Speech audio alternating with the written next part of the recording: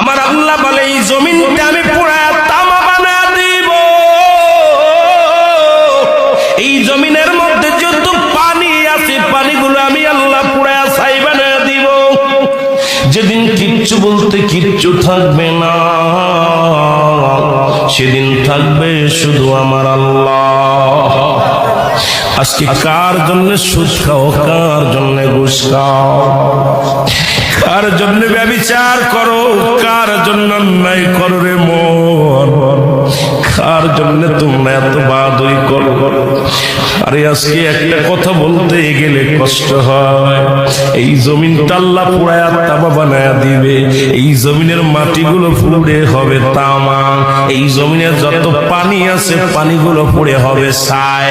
এই দুনিয়ার মধ্যে কিচ্ছু যেদিন থাকবে না, ওই তুরস্কের কত বাহাদুর, কত টাকাওয়ালা মিনিটের মধ্যে